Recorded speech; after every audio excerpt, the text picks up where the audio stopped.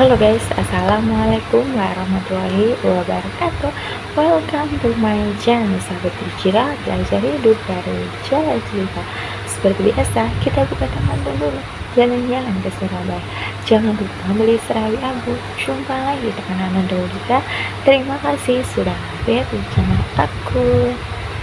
Kita sudah pasti tidak asing lagi dengan penjajahan di Indonesia yang sering kita dengar saat masih di bangku sekolah. Ada beberapa negara yang memang pernah menjajah wilayah Indonesia ini. Salah satunya adalah Portugis. Bagaimana kisahnya? Kok bisa Portugis bisa sampai ke Indonesia?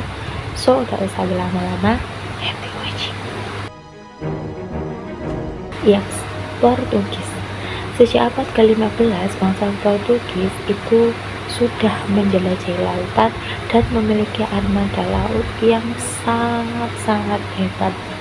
Nah, mereka ini tahu nih bahwa di wilayah Asia itu ada wilayah yang kaya akan rempah-rempah, di mana rempah itu di sana itu sangat berguna sekali atau sangat bermanfaat dan dibutuhkan, baik itu untuk bahan obat-obatan, parfum, ataupun untuk bahan pengawet makanan dan juga bumbu masakan. Terutama mereka ini menggunakan bahan untuk mengawetkan makanan itu saat di musim dingin tiba. Akhirnya Raja Manuel I pun yang merupakan Raja Portugal ini memanggilnya itu Vasco da Gama, di mana Vasco da Gama ini merupakan pelaut yang sangat berpengalaman dalam menjelajahi lautan. Mereka kemudian berangkatlah itu melalui jalur laut yang pernah dilalui oleh Bartolomeus Dias, di mana jalur yang pernah ditempuh itu adalah melewati sisi selatan benua Afrika, dan mereka semua kemudian singgah di Tanjung Harapan. Selain menggunakan kompas dan juga peta, mereka ini juga menyewa salah satu orang dari bangsa Moor untuk sebagai penunjuk arah ke wilayah Asia Timur. Hal ini mereka lakukan karena sebagai penunjuk arah mereka nih ke wilayah Asia Timur tersebut. Mereka kemudian berangkatlah itu dengan kapal besarnya yang disebut nao dengan berbagai perlengkapan baik senjata seperti senapan dan juga alat berat seperti meriam. Kemudian pada tahun 1498 akhirnya mereka sampailah itu di wilayah Calicut dan Goa yang termasuk dari wilayah India. Nah, awalnya mereka ini mengira bahwa itu adalah negara yang mereka maksud penghasil rempah-rempah. Namun kemudian setelah beberapa hari tinggal di sana, kayaknya ini bukan daerah yang mereka maksud deh. Akhirnya mereka pun mengerahkanlah itu ekspedisi laut lagi di bawah pimpinan Alfonso de Albuquerque. Nah, akhirnya setelah beberapa lama mengarungi samudra, mereka kemudian sampailah itu ke wilayah Malaka. Bangsa Portugis kemudian sampailah itu di wilayah Kesultanan Malaka kurang lebih pada tahun 1511.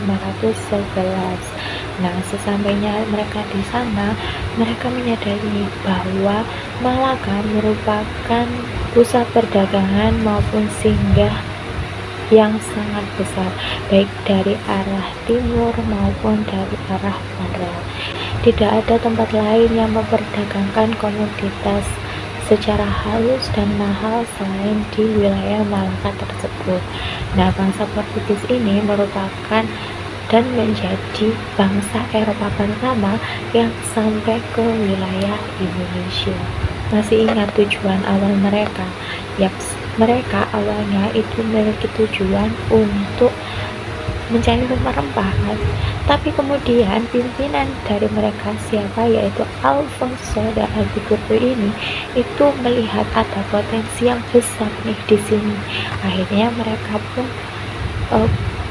inginlah itu untuk menguasai wilayah Malaka tersebut. Oleh sebab itulah bangsa Portugis ini kemudian menyerang wilayah Kesultanan Malaka dan dalam waktu singkat mereka berhasil menguasai wilayah Malaka. Nah, di situ sebenarnya muncul nih pertentangan dari warga Indonesia asli, tetapi mereka ini kalah begitu cepat karena memang mereka ini kalah baik secara kemampuan maupun teknologi. Akhirnya pelabuhan Malaka pun tetap dikuasai oleh bangsa Portugis. Pada tahun 1512-nya, Alfonso de Albuquerque itu mengirimkan armada pasukan ke wilayah Maluku untuk memonopoli perdagangan cengkeh di sana, di mana perdagangan cengkeh saat itu merupakan komoditi yang paling berharga di sana. Mereka tiba di Pulau Banda, Maluku. Nah, di mana di pulau tersebut itu adalah daerah penghasil pala dan juga selaput pala atau yang sering disebut fuli. Mereka kemudian tiba di wilayah Kerajaan Ternate. Nah, di mana pada saat itu Kerajaan Ternate ini itu sedang bermusuhan dengan Kerajaan Tidore. Nah, mereka akhirnya terjadilah itu kesepakatan antara Kerajaan Ternate dengan Kerajaan Tidore yang Kerajaan Ternate saat itu ini melihat bahwa bangsa Portugis memiliki persenjataan yang lengkap sehingga bisa membantu Kerajaan Ternate ini untuk melawan Kerajaan Tidore dengan kesepakatan bahwa bangsa Portugis bisa mendirikan benteng di wilayah tersebut. Permintaan tersebut pun dikabulkan oleh Kerajaan Ternate dan bangsa Portugis ini memiliki hak untuk memonopoli perdagangan rempah-rempah di wilayah Kerajaan Ternate tersebut. Nah, karena itulah bangsa Portugis ini memonopoli perdagangan rempah-rempah yang ada di Indonesia bagian timur. Selain mencari rempah-rempah, tujuan mereka yaitu 3G, gold, glory, dan juga gospel. Di mana gold ini mereka mencari kekayaan, kemudian glory mereka ini mencari kekuasaan, dan gospel mereka ini menyebarkan agama mereka. Nah, salah satu dari tokoh Katolik pada saat itu yaitu Franciscus Xaverius. Awalnya hubungan bangsa Portugis dan juga Kerajaan Ternate itu baik-baik saja, namun menjadi retak karena bangsa Portugis ini melanggar kesepakatan dengan melakukan perdagangan monopoli yang tidak sehat. Mereka bisa monopoli karena mereka juga menguasai pelabuhan penting yang ada di Malaka, di mana itu adalah yang menghubungkan wilayah Nusantara dengan dunia luar. Sehingga dari situ muncullah ini pertentangan dari dalam negeri yang melawan bangsa Portugis. Salah satunya yaitu dari Kesultanan Demak, di mana pada tahun yang sama yaitu 1512 di bawah pimpinan Pati Unus mereka ini menyeranglah itu bangsa Portugis. Namun sayangnya di sini mereka juga tidak berhasil mengusir Portugis dari wilayah Malaka. Lagi-lagi karena bangsa Portugis itu memiliki persenjataan yang maju dan juga lengkap secara teknologi. Hal itu pun membuat bangsa Portugis ini selalu berhasil meredam perlawanan-perlawanan dari kerajaan-kerajaan yang ada di Nusantara.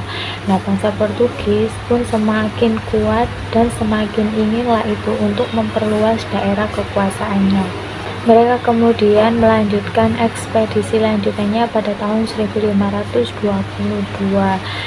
di Pulau Jawa, tepatnya di wilayah Pajajaran, dan menjalin kesepakatan perjanjian kerjasama dengan Raja Sunda yaitu Prabu Surawisesa. Melalui kesepakatan yang mereka buat, bangsa Portugis ini mendapat izin dari Prabu Surawisesa untuk mendirikan benteng di Pulau Jawa. Nah, sedangkan sebagai gantinya bangsa Portugis ini harus melindungi kerajaan Sunda dari kerajaan-kerajaan Islam yang ada di Pulau Jawa. Namun pada kenyataannya benteng itu tidak pernah dibangun. Pada tahun 1526, pasukan armada Portugis yang dipimpin oleh Francisco de Sá itu dihantam topan. Sebagian ada yang selamat dan mendarat di Sunda Kelapa, namun dibunuh oleh pasukan Cirebon. Akhirnya beberapa tahun kemudian rakyat Maluku di bawah pimpinan Sultan Babuwa itu berhasil menaklukkan bangsa Portugis dengan perlawanan mereka pada tahun 1584.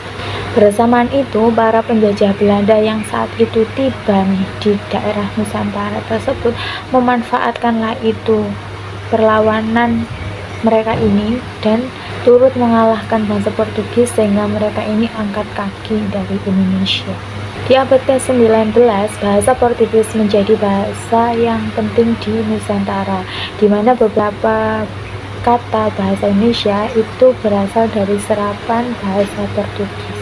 Di Kampung Tugu Koja Jakarta Utara itu juga terdapat pemukiman keturunan Portugis. Mereka adalah orang-orang yang dibawa ke Batavia, sekarang itu Jakarta, yang menjadi tawanan saat VOC berhasil menaklukkan Malaka pada tahun 1641. Sedangkan keturunan Portugis yang beragama Islam itu banyak dijumpai di wilayah Lamno, Aceh. Yaps, itu tadi teman-teman sedikit sejarah mengenai masa penjajahan Portugis di Indonesia. Keren sekali ya perjuangan para pahlawan-pahlawan seperti Sultan Bahatullah dan lain-lain. Dari situ juga kita diajarkan untuk semakin cinta kepada tanah air kita, Indonesia.